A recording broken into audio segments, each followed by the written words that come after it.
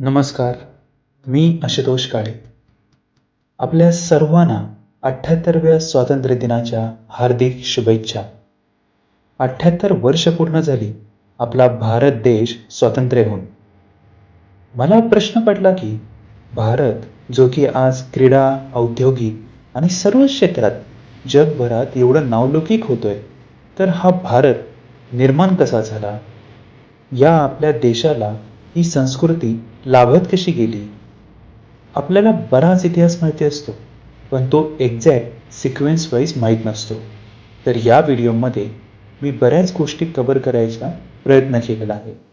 त्यामध्ये भारताचा भौगोलिक बदल, भारतातील वसाहत, आत्ताचा भारत असे 3 मुद्दे घेतलेले आहेत.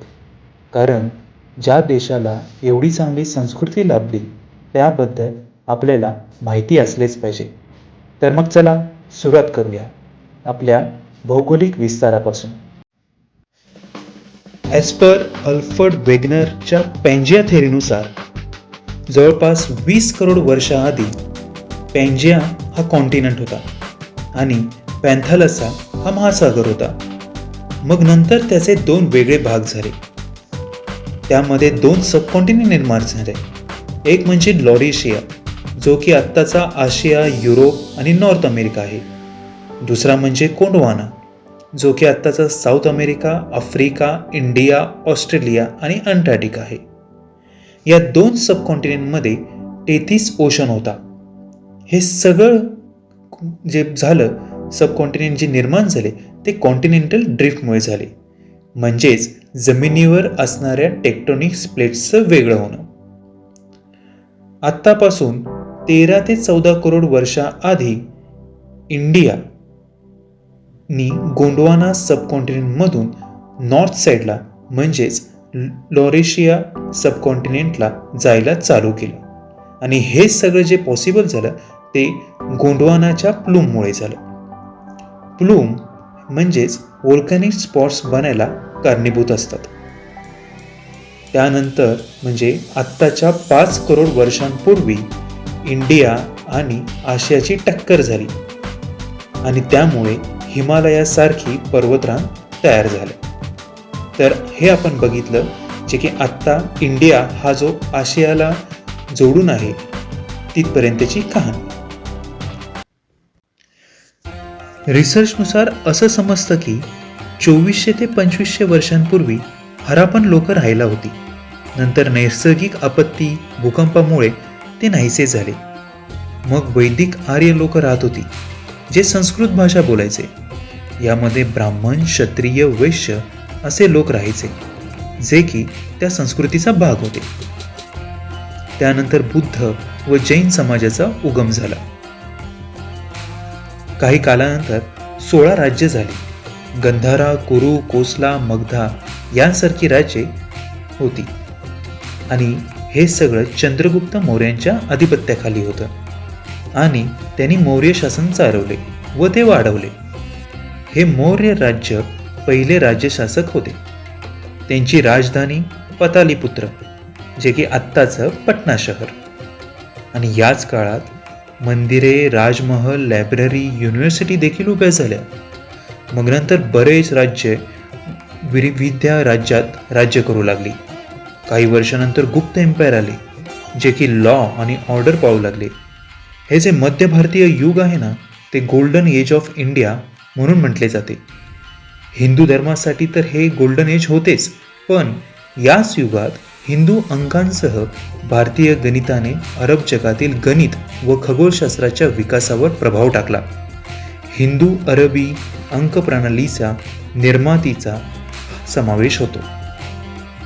मग इस्लामिक राजे आले जसं की मोहम्मद घोरी आणि दिल्ली सल्तनतचा एरा सुरू झाला. ममलक, खिलजी, तुगलक, सय्यद, लोधी शासक येऊन गेले. मग येतात मुघल, ज्यांनी सगळ्यात जास्त काळ शासन केले. नंतर त्यांना प्रतिकार म्हणून आपल्या मराठा शासनाने स्वराज्याचा विस्तार केला. मग हळूहळू ब्रिटिशांचं वर्चस्व वाढू लागले आणि 1857च्या दरम्यान ब्रिटिशांनी अख्खा भारत व्यापला. भारताचा पहिला स्वातंत्र्यासाठीचा लढा 1857ला झाला. त्यानंतर आपल्या बऱ्याच स्वातंत्र्यवीरांनी देशासाठी प्राण दिले आणि आपल्याला भारताला 15 ऑगस्ट 1947ला स्वातंत्र्य मिळाले. स्वातंत्र्य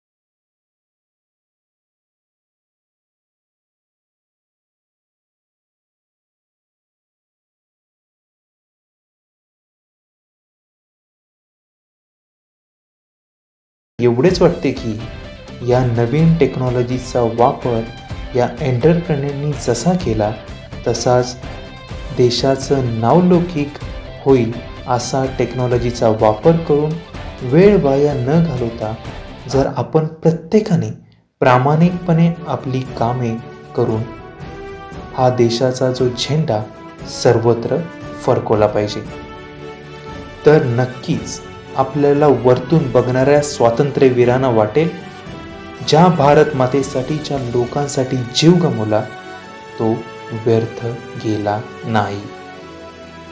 त्यामुळे एवढ्या वर्षानंतर मिळालेल्या स्वातंत्र्याची जाणीव ठेवून आपल्या कष्टाने आपल्या भारताचा झेंडा आपण सर्वांनी उंचावत ठेवूया. शेवटी एवढेच म्हणेन, दुनिया में मिल जाएंगे आशिक कई, पर वतन से हसी सनम नहीं होता. हीरो में सिमट कर, सोने से लिपट कर मरते हैं कहीं, पर तिरंगे से खूबसूरत कफन नहीं.